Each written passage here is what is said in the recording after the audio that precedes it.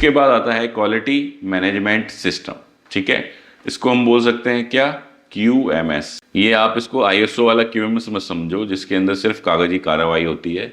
ये है quality management system कि पूरे के पूरे क्वालिटी डिपार्टमेंट को मैनेज करना, सही तरीके से मेंटेन करना, ठीक। जिसके अंदर सबसे पहले क्या आएगा, हमारे पास मास्टर्स होने चाहिए किसके, कि हमारे पास जो भी फॉर्मेट चल रहे हैं उसकी एक लिस्ट होनी चाहिए, चाहे वो कच्चे पक्के कैसे ही फॉर्मेट हो, कम से कम एक लिस्ट तो हो कि इस डिपार्टमेंट में मेरे ये जो है 15 कागज चल रहे हैं, HR के अंदर, प्रोडक्शन के अंदर ये कागज चल रहे हैं, मेंटेनेंस के अंदर मेरे ये कागज चल रहे हैं। एक लिस्ट तो मेरे पास तैयार होनी चाहिए। उसके बाद SOP यानी कि स्टैंडर्ड ऑपरेटिंग प्रोसीजर बनाना है हमने हर स्टेप का, कि अगर मुझे मटेरियल परचेज करना है तो मैं क्या क्या स्टेप्स फॉलो करूंगा, अगर मटेरियल इशू करना है तो मैं क्या क्या स्टेप्स फॉलो करूंगा। जैसे मुझे परचेज करना है तो क्या क्या स्टेप्स फॉलो होंगे, कि सबसे पहले जो है मटेरियल की इंडेंट आना चाहिए, इंडेंट अप्रूव होना चाहिए। जब इंडेंट अप्रूव हो गया तो उसके बाद में मैं कोटेशंस लूंगा। कोटेशंस लेने के बाद 3 कोटेशन लेनी है। 3 कोटेशन में से जिसकी क्वालिटी सबसे अच्छी होगी, जिसकी डिलीवरी टर्म्स सबसे अच्छे होंगे, जिसकी कॉस्ट सबसे कम होगी, उस पैरामीटर पे मैं अपनी कोटेशन को अप्रूव करूंगा। जब कोटेशन अप्रूव हो जाएगी तो मटेरियल मेरा इनवर्ड होगा। जब मटेरियल मेरा इनवर्ड होगा तो उसके अंदर मैं जो है परचेज ऑर्डर से मैच करूंगा कि मैच हो रही हैं चीज़ें, पेमेंट टर्म्स, रेट वगैरह मैच हो रहे हैं तो इन्वर्ट करूंगा, ठीक है। नहीं तो मैं उसमें सप्लायर को इन्फॉर्म करूंगा कि आपने रेट या डिलीवरी टर्म्स गलत दे दिए हैं, ठीक है। उसके बाद जब मेरा मटेरियल जो है ओके हो जाएगा, वो इन्वर्ट हो जाएगा स्टॉक शीट के अंदर। तो ये परचेज करने का प्रोसेस हो गया। उसके बाद में आते हैं कंट्रोल प्लान और PCS। ये सबसे मेन जो है डॉक्यूमेंट है, सिस्टम है प्रोडक्ट को सही बनाने के लिए, ठीक है। इसको हम क्या बोलते हैं, quality control plan. Quality control plan का मतलब है कि मेरे को जो ये प्रोडक्ट बनाना है, ठीक है, उसको बनाने के लिए मुझे क्या क्या मेथड्स फॉलो करने हैं, ठीक। उसके लिए मैं क्या क्या स्टेप्स फॉलो करूंगा जिससे कि मेरा प्रोडक्ट सही बनेगा। फॉर एग्जांपल कि अगर मुझे कोई कंपोनेंट CNC मशीन के ऊपर बनाना है तो उसका डाया कितना होना चाहिए, उसकी लेंथ कितनी होनी चाहिए, उसकी टॉलरेंस कितनी है, मशीन की फीड कितनी रखूंगा, कौन सा टूल यूज करूंगा। तो ये सारे जो पैरामीटर्स हैं, जब उसको हम एक डॉक्यूमेंट के अंदर ले आते हैं कि क्या पैरामीटर है, कितना उसको करना है, कब कब उसको चेक करना है, उसका डॉक्यूमेंट मैं किस में रिकॉर्ड करूंगा। तो जब मैं ये पूरा का पूरा एक डॉक्यूमेंट क्रिएट कर दूंगा तो वो मेरा क्या बन जाएगा, क्वालिटी कंट्रोल प्लान बन जाएगा, ठीक है। तो ये किस पे रिलेटेड हो गया, ये हो गया प्रोडक्ट की क्वालिटी से रिलेटेड। ऐसे ही होता है प्रोसेस कंट्रोल शीट। जो कंट्रोल प्लान के अंदर मान लो 10 ऑपरेशन लिखे हुए हैं, तो उसमें से हर ऑपरेशन की हमने एक शीट बना दी जिसके अंदर हम डिटेल में बताएंगे कि इस कंपोनेंट को बनाने का क्या तरीका है इस ऑपरेशन के ऊपर। ये हो गया पूरे प्रोडक्ट को बनाने का तरीका, ये हो गया एक स्पेसिफिक ऑपरेशन या मशीन के ऊपर, ठीक।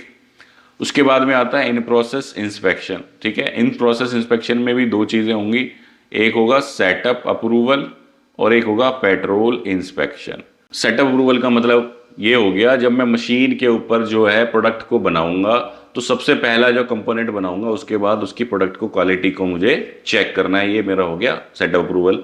उसके बाद जब मशीन के ऊपर कंपोनेंट बनते जा रहा है तो उसको हर 2 घंटे में, 3 घंटे में या 4 घंटे में जाकर के मेरे को चेक करना है, पेट्रोलिंग करनी है। जैसे पुलिस करती है ना, पेट्रोल घूमती है, ऐसी क्वालिटी इंस्पेक्टर को लाइन के ऊपर घूमना है, हर 2 घंटे में कंपोनेंट को चेक करना है वो सही आ रहा है नहीं आ रहा। उससे क्या होगा कि पता चला कि लास्ट स्टेज पे जाके हमें पता चला कि ये प्रोडक्ट खराब हो गया, तो बेटर है कि उसको हमने पहले ही स्टेज पे रोक लिया। उसके बाद है फाइनल इंस्पेक्शन। फाइनल इंस्पेक्शन का मतलब है कि जब हमने प्रोडक्ट को बना करके तैयार कर लिया, कस्टमर पे भेजने से पहले, क्योंकि अगर कस्टमर पे चला जाएगा तो क्या आएगा, कंप्लेंट आएगी। तो कंप्लेंट को रोकना है तो उससे पहले एक क्वालिटी गेट यानी कि हमने चेक लगा दिया फाइनल इंस्पेक्शन के ऊपर, जहां पे हम प्रोडक्ट को पूरा 100% चेक कर रहे हैं। अगर प्रोडक्ट की डिमांड है 100%, अदरवाइज प्रोडक्ट की डिमांड नहीं है तो जो हमने फ्रीक्वेंसी डिफाइन करी है कि 5 पीस चेक करने हैं या 10 पीस चेक करने, वो हमने चेक करे, इंश्योर किया कि ये सही बने हुए हैं, उसके बाद ही हमने कंपोनेंट को डिस्पैच किया। इन प्रोसेस इंस्पेक्शन से क्या किया हमने, जो इंटरनल स्टेजेस हैं, सपोज मेरे 5 स्टेज हैं, 1 2 3 4 5। पहला ऑपरेशन है फॉर एग्जांपल कटिंग होगी, फिर इसकी मशीनिंग 1 होगी, मशीनिंग 2 होगी, फिर ड्रिलिंग होगी, फिर पंचिंग होगी।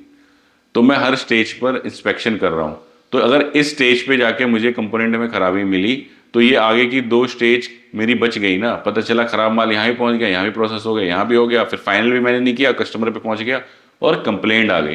तो जब हमने उसको सेकंड स्टेज पे ही पकड़ लिया, उसमें भी हर 2 घंटे में चेक कर रहा हूँ। तो पिछले घंटे जब गया तो सही था, इस घंटे खराब मिला, यानी कि इस 2 घंटे में खराब हुआ है माल, तो उसको मैं अलग से सॉर्ट करा लूंगा, उसको अलग से कंट्रोल कर लूंगा।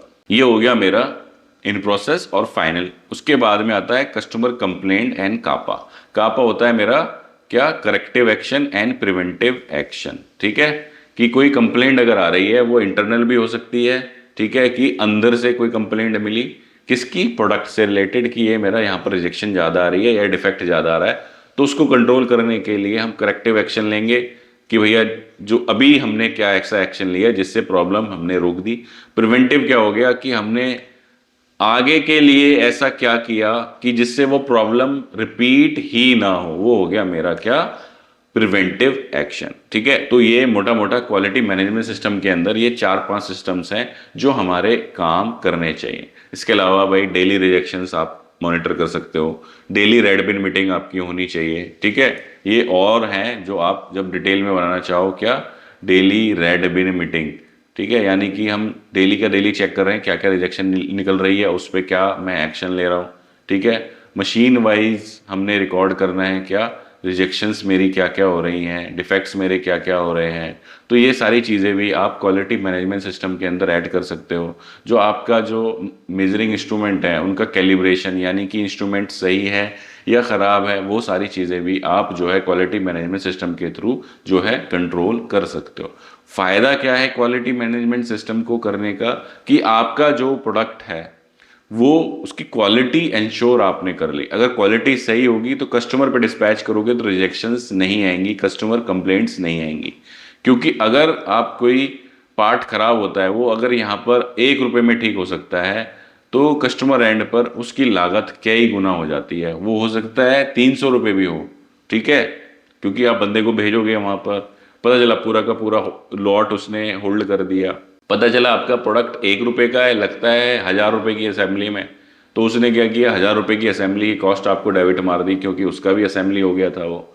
तो ये सारी चीज़ें आप क्वालिटी मैनेजमेंट सिस्टम के थ्रू कंट्रोल कर सकते हो। दोस्तों वीडियो लंबी ऑलरेडी काफ़ी हो चुकी है, अभी और बनेगी, मुझे लग रहा है ऑलमोस्ट 1 घंटे की वीडियो ये बनेगी। लेकिन हमने इसमें कोशिश ये करी है कि आपके जितने भी डाउट्स हैं, जितने भी क्वेरीज हैं, कि भैया जो एक एमएसएमई यूनिट्स को चलाने के लिए बेयर मिनिमम रिक्वायरमेंट होती है सिस्टम्स की, वो हम पूरी कर सके। तो इसलिए वीडियो लंबा जा रहा है, लेकिन हम इसको पूरा डिटेल में ही बनाएंगे कि आपके जो कॉन्सेप्ट्स हैं वो क्लियर हो जाएं सारे के सारे। आप इसको 1.25x स्पीड के ऊपर भी वीडियो को देख सकते हो। उससे क्या होगा, हल्की सी स्पीड वीडियो की बढ़ जाएगी। 1.25 या 1.2 नीचे बटन आता है वीडियो की स्पीड बढ़ाने का, वहां से भी देख सकते हो कि आपको अगर समय थोड़ा सा कम करना है। अदरवाइज इसको आप स्टेप्स में देख सकते हो कि हमने 2 स्टेप्स अभी देख लिए, उसके बाद में जो 2 सिस्टम्स हैं उनको कल देख लिया। ठीक है, लेकिन मेहनत आपको ही करनी पड़ेगी। नहीं तो आपके पास सबसे बढ़िया ऑप्शन क्या है, इंस्टाग्राम खोलो और उस पर रील्स देखो, आराम से ठुमके देखो, हंसी मजाक देखो, जिंदगी चली रही है, आगे भी चलती रही। लेकिन जिंदगी में कुछ हासिल करना है तो थोड़ी सी एक्स्ट्रा एफर्ट्स आपको करने पड़ेंगे। दोस्तों वीडियो में अगर आप यहाँ तक बने हुए हो तो इसका मतलब है कि आप अपनी लाइफ में कुछ अचीव करना चाहते हो। तो आपको वीडियो भी पसंद आ रही है तो वीडियो को लाइक करना ना भूलें, और चैनल पे अगर आप पहली बार आए हो तो चैनल को भी सब्सक्राइब कर दो, साथ ही साथ वीडियो को शेयर भी करें ताकि और लोगों की भी मदद हो सके। और अगर हमारी आप फाइनेंशियली मदद करना चाहते हो तो हमारी जो मेंबरशिप है उसको ज्वाइन कर सकते हो। उस पे जो मेंबर ओनली वीडियोस हैं वो आपको मिलेंगी। इनिशियली ये वीडियो भी सभी के लिए व्यू रहेगी, उसके बाद इसको मेंबर ओनली पर शिफ्ट कर दिया जाएगा। इसके अलावा नीचे सुपर थैंक्स का बटन है, वहां से भी आप हमारी हेल्प कर सकते हैं, हमें सपोर्ट कर सकते हैं।